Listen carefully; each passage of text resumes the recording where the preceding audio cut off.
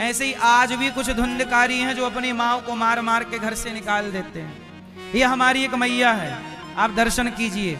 ये मैया घर से निकली थी मरने के लिए, आत्महत्या करने के लिए। इनके बेटे ने इन्हें सताया, इनके बेटे ने इनको परेशान किया, प्रताड़ित किया, और जब मैया को घर से निकाला तो मैया आत्महत्या करने के लिए चली। रिक्शे वाले से कहा कि रिक्शे वाले भैया हमें थोड़ा नर्मदा जी के किनारे ले चलो। तो रिक्शा वाला बोला माता जी क्या करोगी? बोले मर जाऊंगी, पुल पे ले चलना, ऊपर से कूद जाऊंगी। तो रिक्शे वाले ने कहा कि आप क्यों मरना चाहती हो? बोले बेटा परेशान करता है। तो रिक्शे वाले ने कहा कि मरो मत, आप वृंदावन गौरी गोपाल चले जाओ। और ये तब से आज 4 साल हो गए मैया को यहां, 5 साल, 5। ये देखो ये मैया है। रिक्शा वाला ने इनको यहां का पता दे दिया, वरना ये जा रही थी आत्महत्या करने के लिए। देखिए कितनी वृद्धावस्था है, लेकिन इनके अपनी संतान को कोई फिक्र नहीं है, अपने बच्चों को इनकी याद नहीं आती। मैया कैसी हो मैया? बेटा अच्छे तो हम भी अच्छी हैं। तो आप कहाँ से हो? मुड़िया पनागर के पास। पनागर, जबलपुर जिला, हाँ। मध्य प्रदेश। तो आपके घर में कौन है? एक लड़का है, एक बहू है और 2 नाती। तो बेटा सेवा नहीं करता? भाई के बेटा और बेटा हमारा बेटा जो है। तो आपके बेटे, आप ये बात सही है कि आप आत्महत्या करने के लिए चली थी? बेटा बिल्कुल। क्या हुआ था? ऐसे होकर रात के लड़ाई भाई। लड़ाई किससे? बहू की हमारी बहू। हाँ, कहने लगी हम मर जाबी, आगी लगा कर जब लड़की बड़ी भिनष्टा हुई है। तो हमने कही बेटा मन है सवेरे हम तुम्हें मोहन दिखेगी। बहू ने कह दिया कि मैं आत्महत्या कर लूंगी, आग लगा के मर जाऊंगी। बहू ने कह दिया तो थाने में पेड़ है जो। और बहू ने कहा कि हम तुम्हें जेल में डलवा देंगे। अब बेचारी माँ बूढ़ी जेल में क्या करती?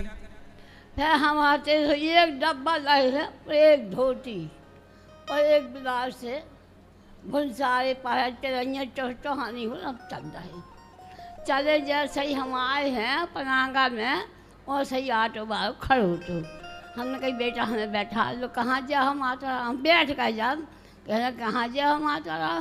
तो हमें कच्छू न कह हम दम मारवे जा रहे हैं। कहना कि माता राम उठ रहो, हमने ले लिया अभी। हम कहे बेटा तुम ले जाओ तो हम गाड़ी में मारे अभी काट के हम घर जेवी मुड़िया के है उन्हें कहीं बैठ जाओ, हमारी बात मानने है तो बैठो गाड़ी में और तुम न उतर जाओ मथुरा वृंदावन ऐसे बिहारी लाल आश्रम में चली जाए। बैठो तुम बैठ जाओ और स्टेशन में जाओ, हम तुम्हें कर भी दूँ। हाँ बैठ कर बेटा फिर उठे आदि दूर जाते थे जहाँ ऑटो बदलो जाते थे दूसरे ऑटो में। फिर आप आ गई यहाँ? इतने आए तो यहाँ अब खुश हैं? अरे बेटा अब हम तो जैसे खुश हैं कि अब हमारी ये जान रहे आत्मा। तो कभी बेटे का फोन आया? 5 साल हो गए, बिल्कुल कोई बड़े जिये को पता नहीं है। बेटे ने एक बार भी अपनी माँ से बात करना उचित नहीं समझा। जो माँ घर से आत्महत्या के लिए निकली, आज भी वो माँ सुरक्षित गौरी गोपाल में है। ऐसी बेसहारा माँओं की सेवा यहाँ होती। ऐसी 312 वृद्ध माँ यहाँ हैं जिनके अपनों ने घर से निकाल दिया। ऐसी माँओं को यहाँ रहने की, खाने की, दवाई की। मैया आपसे हमने कोई पैसे तो नहीं लिए? नहीं बेटा, फिर हमें तैयार है जब 2 धोती और 2 बिलास मिल गए तो फिर नहाए। मैया यहाँ जब आई थी तो झोला भी नहीं था कि कपड़े हों 4 दिन के। एक डब्बा भर लाए। कपड़े भी तुरंत यहीं मिले। और इन माँओं की सेवा, इन माँओं से 1 रुपए नहीं लिया जाता, इन माँओं की केवल सेवा की जाती है। आप में से कोई भक्त भोजन कराते हैं कि आज का भोजन माँओं को हमारी ओर से, आज का नाश्ता माँ को हमारी ओर से, आप भी माँ को नाश्ता कराइए, कल का नाश्ता आपकी तरफ से हो, कल का भोजन माँ को आपकी तरफ से हो, रात्रि का एक गिलास दूध आपकी तरफ से।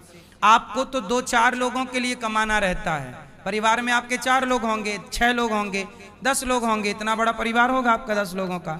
हमें तो इन माँओं के लिए रोज कमाना रहता है। गौरी गोपाल आश्रम में इन माँओं के लिए दवाई फ्री, दूध, नाश्ता, भोजन, हर माँ के कमरे में एसी लगी है, आप चेक कर सकते हैं। जो व्यवस्था एक बेटा दे सकता है अपनी माँ को, वही व्यवस्था गौरी गोपाल में हर माँ के लिए है। आप भी इन माँओं का सहारा जरूर बनना। उनके अपने बच्चों ने तो घर से निकाल दिया, आप भी रोटी नहीं देंगे तो कौन सेवा करेगा। यहाँ पर हजारों संत सवेरे सवेरे आते हैं, सबको भरपेट भोजन मिलता है। आप भी संतों को अन्नदान करें कि कल सुबह का भोजन आपकी ओर से संतों को बंटवाया जाएगा। कल एकादशी है, कल का प्रसाद एकादशी वाले व्रत का प्रसाद कल आपकी ओर से संतों को दिया जाए। आप भी जरूर अन्नदान कीजिएगा, थोड़ा थोड़ा सहारा जरूर बनिएगा। हजारों संतों की भूख मिटाने में आपका योगदान हो। अन्नदान बड़ा दान है।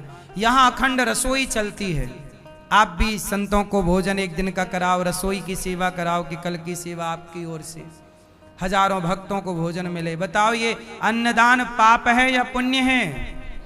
थोड़ा सा पुण्य आप भी कीजिएगा और कुछ रोटियों का सहारा जरूर बनिएगा। यहाँ पर गुरुकुल है, 150 बच्चे रहते हैं। इनका रहना, खाना, पढ़ना, लिखना सब फ्री है बच्चों का। बताओ ये गुरुकुल में बच्चों को निःशुल्क उनको रखना, पढ़ाना, लिखाना, ये सब सही है गलत है?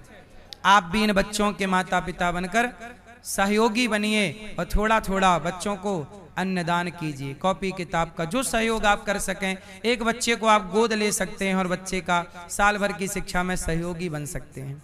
एक विद्यालय हम बना रहे हैं कक्षा 1 से लेकर 12वीं तक CBSE बोर्ड का, जहां बच्चों को निःशुल्क शिक्षा मिलेगी। CBSE बोर्ड की 1 से लेकर 12वीं तक बच्चे निःशुल्क पढ़ेंगे और वो भी CBSE बोर्ड। इस तरह की सेवाएं गौरी गोपाल से। अभी 25 अप्रैल को यहाँ से गरीब बेटियों का पुनः, अभी कुछ दिन पहले विवाह था 21 बेटियों का, 25 अप्रैल को फिर गरीब परिवार की कुछ बेटियों का यहाँ विवाह है। आप भी उन बेटियों के माता पिता बनकर एक बेटी का कन्यादान अवश्य करें और कन्याओं के विवाह से अपने आप को जरूर जोड़ें। गौरी गोपाल आश्रम में गौ सेवा है। हजारों भक्त यहाँ रोज आते हैं और गायों का दर्शन करते हैं। यहाँ सैकड़ों गौ माता हैं, लगभग 250-150 से अधिक, 250 से लगभग नंदी, केवल इतने नंदी हमारे पास हैं। लगभग 450-500 के लगभग गौ माता यहाँ हैं। आप भी इन गायों को रोटी की सेवा, चारा की, भूसे की सेवा जरूर कीजिए। मैया अब आप यहीं रहना मेरी माँ, ये दास अनिरुद्ध आपका बेटा बनकर आपकी सेवा करेगा। अब आप खुश रहिए, अब रोइएगा मत। क्या हुआ, आप क्यों रो रही हैं? होते मांस खाते के मच्छी खाती को भगवान ने आपके लिए ही ये दास को यहाँ बिठाया है, आप निश्चिंत रहिएगा। मैया ये कह रही हैं कि ये गौरी गोपाल ना होता तो हम कहाँ जाते, कहाँ रहते, कहाँ क्या करते। ये मैया ये कह रही हैं कि ना जाने हमारे शरीर को कौन खा जाता।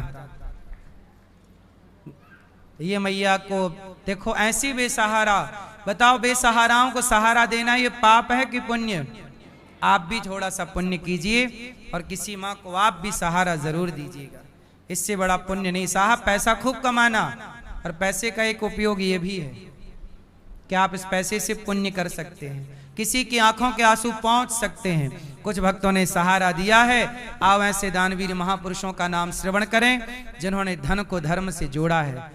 अगला नाम आपका भी होना चाहिए कि आपने भी अपने धन को धर्म से जोड़ा है। आपके पैसे को आपने रोटी के रूप में तब्दील किया और किसी की भूख मिटाई है। जरूर इन पैसों को रोटी के रूप में तब्दील कीजिएगा और किसी का पेट भरिएगा, किसी की भूख जरूर। गौरी गोपाल आश्रम में जो माएँ हैं इनका सहारा जरूर बनिए।